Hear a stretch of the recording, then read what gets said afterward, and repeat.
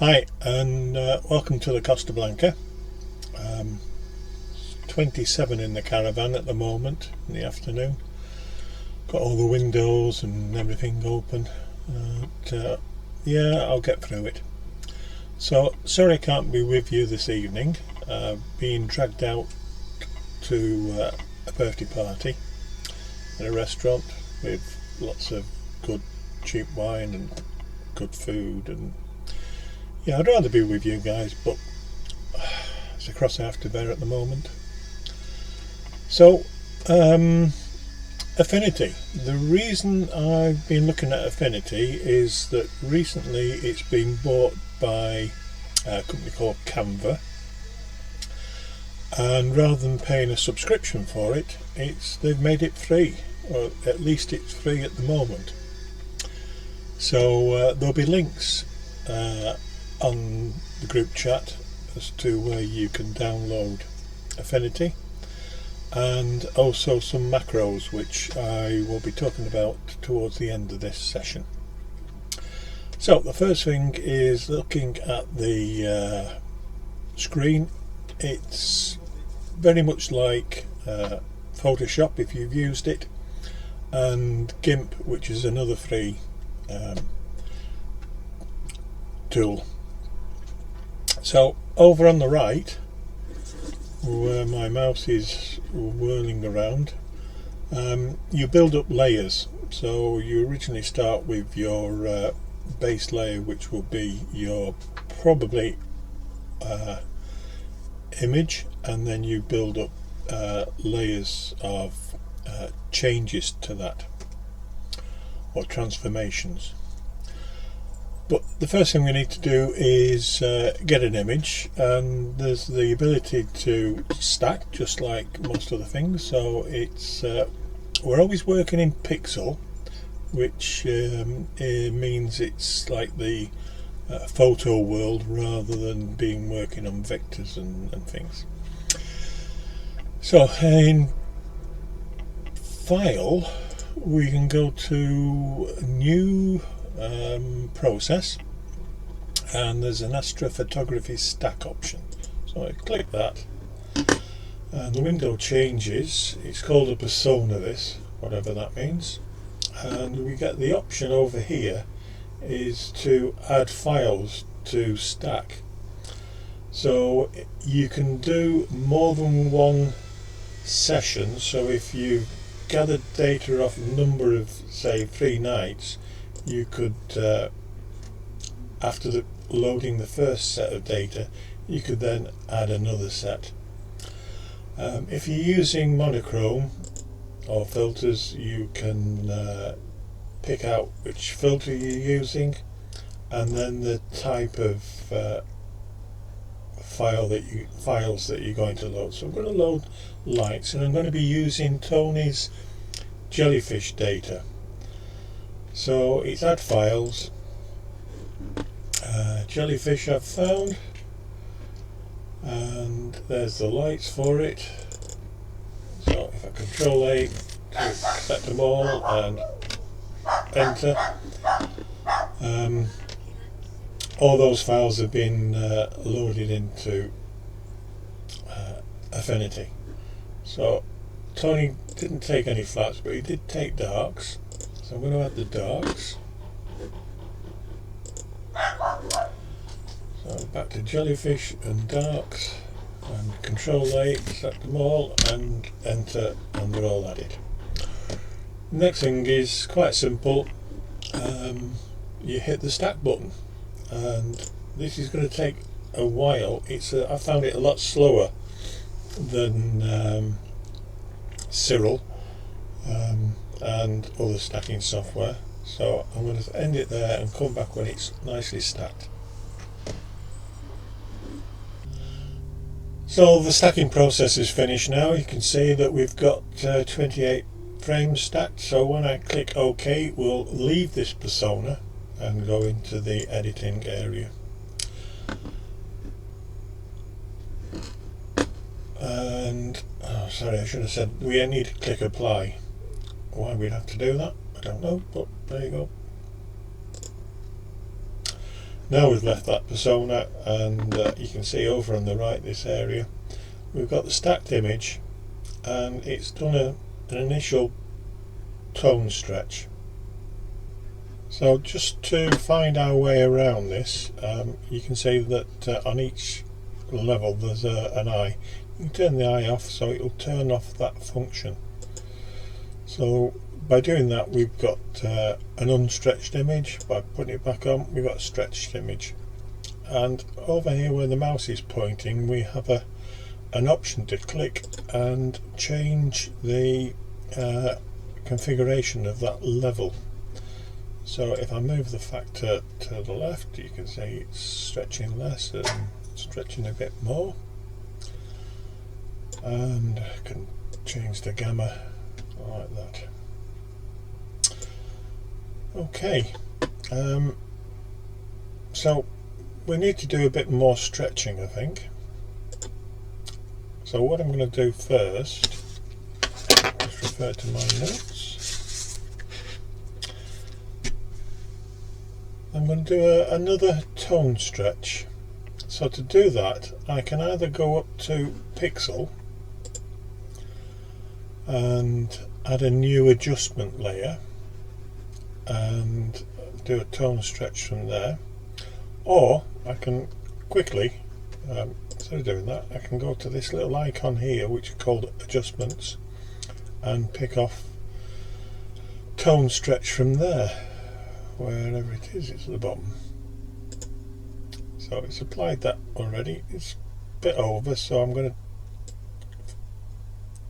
downplay it a little bit. And first thing that I notice, and you will notice, is there's a lot of green there. When you look at the histogram up above, you can see that the green is further to the right than the red and blue. So I'm going to compensate for that by now adding another layer, which will be a levels layer. So at the moment it's set to master, which is all the colours. I'm just going to change that to green, and I'm going to move the black level across until it's just about touching the data. That'll do me. I'm going to do the same for red, and the same for blue.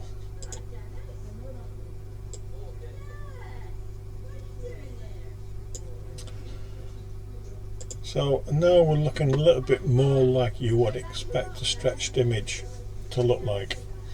I'm just going to work on this area.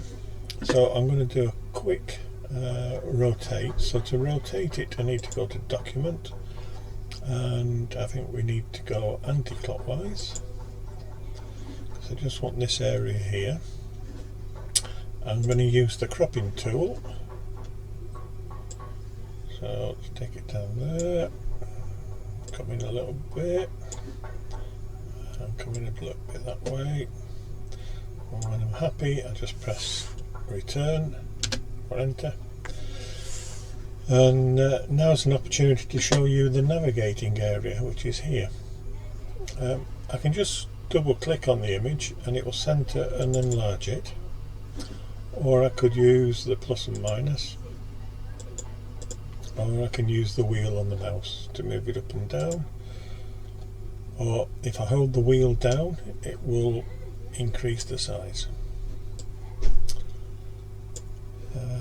Okay, so we've done a level adjustment, and I think the next thing to do is make it a little brighter and some more contrast. So again it's a level adjustment, so brightness and contrast, just a little more brightness, and we'll increase the contrast a bit. Okay, I'm liking that. So as you can see now we've got a number of levels making adjustments, and again I can turn them off and on willy-nilly just to see what effect they're having.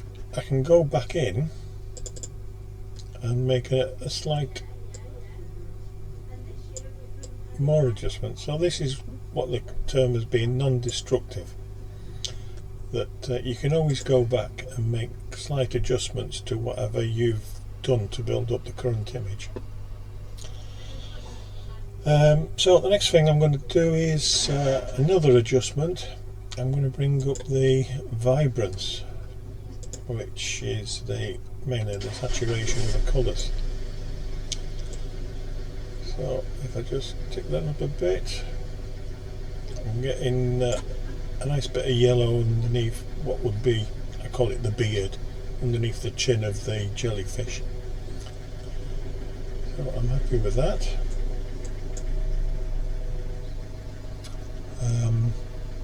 As I said, we can change these at any time. Now, one of the powers of Photoshop and Affinity and the like is to use masks. So I'm going to create a mask now. So the first thing I'm going to do is I'm going to add another adjustment. It's going to be a curves this time. And normally we would just do a little S like that with curves, but I'm not going to do that. I'm going to reset that. I'm going to make it really weird and stretch it right over. Okay, I've just done that so that you can see what effect the mask is going to have. So to add a mask to it, the first thing you need to do is turn this layer into a group. So the way to do that is just simple Control G, and you can now see it's turned into a group, and it has a little arrow over to the left, which when you click opens up what's inside the group. So at the moment in the group we've got a curves adjustment. So I'm going to add a mask. So over in Pixel you can select new mask, and it's going to be an empty mask layer.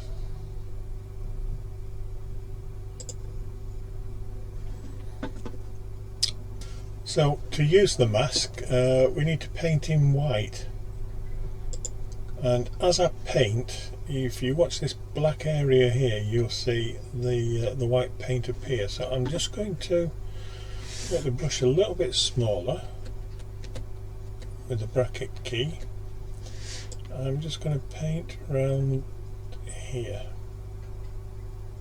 So I'm just encompassing the whole of the nebula, or at least the head of the nebula. I can make it a bit larger now. I'm going to fill the whole thing in.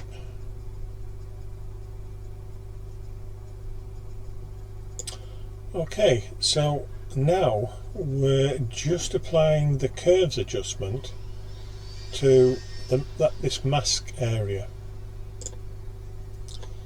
So if we go into the curves adjustment now and change it and bring it down to something a bit more sensible,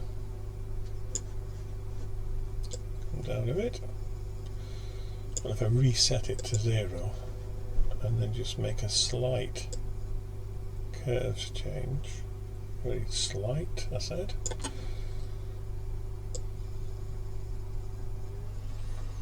you can see that we're only adjusting the masked area.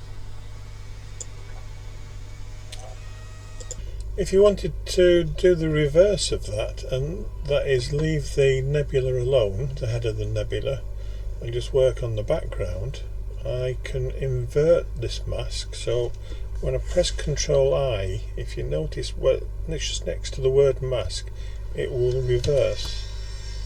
So now we have black on a white background. And if I go into the curves adjustment, and if I do something silly with the curves, reset it first and swap this over, you can see the nebula's not changing, it's the background that's changing. Okay, so that's one way of using a mask. I'm going to delete this group by pressing delete, and use a different method, which is if I go over to the left, there is a tool, I think it's this one, it's the adjustment brush tool. So when I click on that, I get my paintbrush again. I'm going to make it a little bit smaller, quite small in fact. And again, on the top menu we've got different options, and its drop down list are the sort of things that you can use with this tool. So I'm going to go in and select HSL,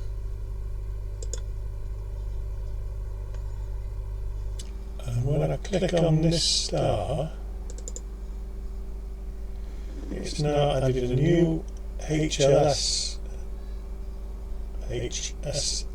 shift adjustment layer, and it's masked and it's just affecting that star. So if I go into the controls for that, I can adjust the colour of that star. I'm hoping that you're going to see the change it makes. So it's going bright red and going yellow. So I can change this star as well. Well, there you go. Likewise. So you can probably imagine these are powerful tools to just make fine adjustments to your image.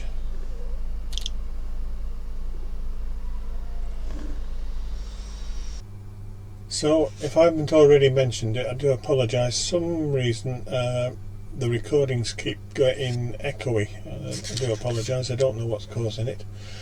Anyway, that's as far as I'm going to go with these tools. There's a lot more to it. I've only just touched the surface, but I hope that's given you an idea.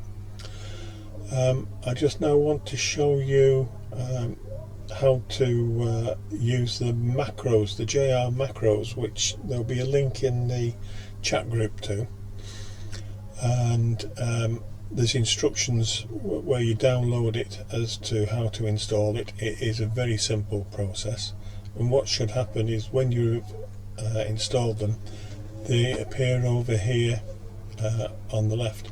If they're not there, don't worry about it. It's just a case going to Window and Pixel and pick off the library, and it should appear. And what I haven't mentioned is all these window panes, they're all dockable and you can move them around. You can change what's displayed, so if I want to display something extra in this pane, I can go into panels and I want to what do I want to say? Ask, I don't know what that is, but we'll display it.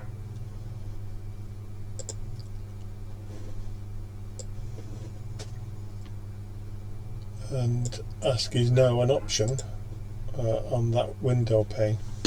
Anyway, I digress. I'm going to get rid of all these levels by delete, taking it back just to the stacked image. So the JR macros, there's 4 sets of them.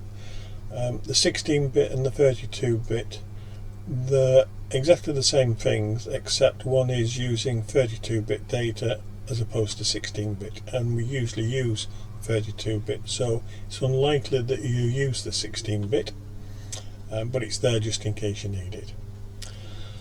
We're going to look first at the set of stretching macros he's got. So if I apply this neutral tone stretch, it's just a click of the mouse and it's applied it. You'll notice that there is no option over here to make any changes to it. So I'm going to delete that neutral tone stretch, and I'm going to go down to live basic tone stretch. Now the difference is, apart from having the word live in brackets, is this section. When you do apply them, you get the little graph next to it, which means you can adjust that stretch. So if I wanted to increase that stretch factor, I could just whiz that across.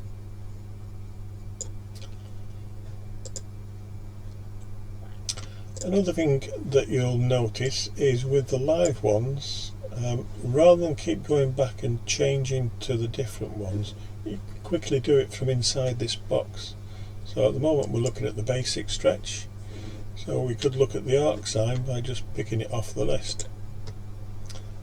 Or we could try the logarithmic, structural, or the colour preserving. So I'm going to settle with the structural for now. Okay. When you look down this list, towards the bottom it's reserved for us mono users and using different sort of filters, and you can actually do a pre-stretch, and there's options for denoising and things like that. I'll let you have a play around with them yourself. If we look at the 32-bit now, there's some options here just to enhance your image. So I like this punchy tone compression.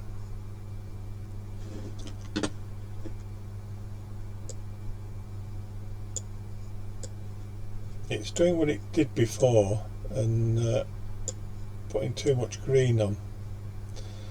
So I'm going to apply that and quickly go in and do a levels adjustment, change to green, and just move my black layer, just touching the there, that's better. So yep, I like that adjustment, punchy tone compression. There's a punch and saturation which I've used, this one. I don't know if you notice what effect that has. Turn it off and on.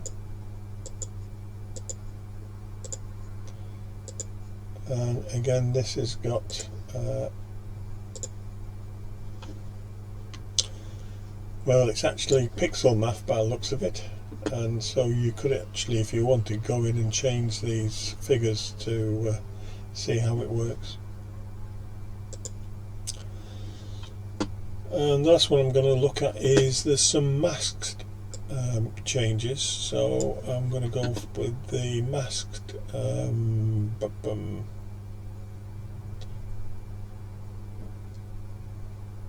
contrast boost, see what that does.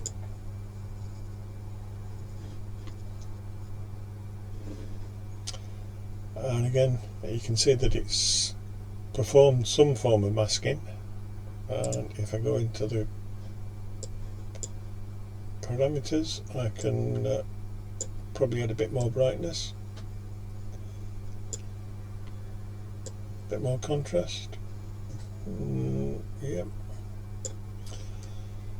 I'm losing all the nebulosity doing this, but I am really just demonstrating the whole suite of tools that these macros add. So I'm going to leave it at that for the macros. The data setup ones are mainly for us mono users, but you can extract the RGB out of one-shot colour cameras, and I've had a look at that. It looks a bit complicated. I need to learn a bit more about how that works. So we can get rid of that library now, and yeah, I'm just going to show you a couple of other things. That is background extraction. So if we go into pixel filters, you will see there's astrophotography, and you can remove the background, I've not had much success with this. What you should be able to do is move this selector, click in there to make it a sample, and then that should move these accordingly. However, it's thinking they should be set.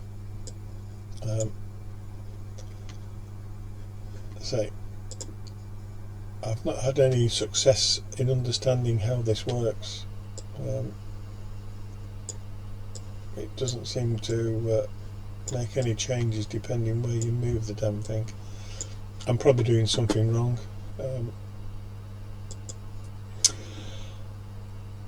And the last thing I'd like to show you is how to remove the stars. And if you've got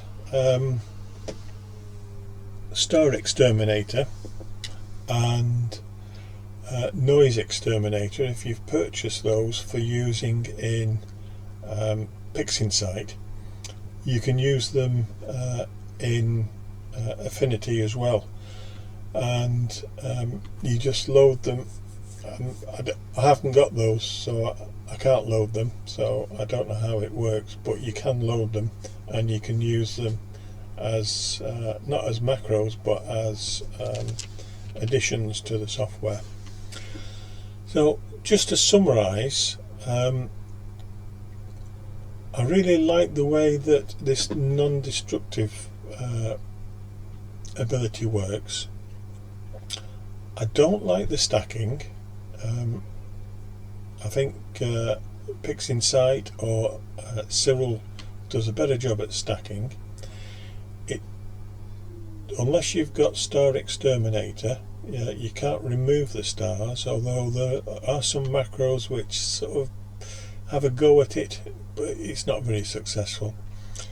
I think I would prefer to use, for myself, Cyril to do the stacking, probably to do the initial stretch, and to produce a starless and a star mask image, and then bring them over into Affinity to make some final adjustments, and then combine the two. And well, all I've got to say is thank you very much for your attention, and I hope this has been of interest to you, and I look forward to maybe speaking to you at the next session.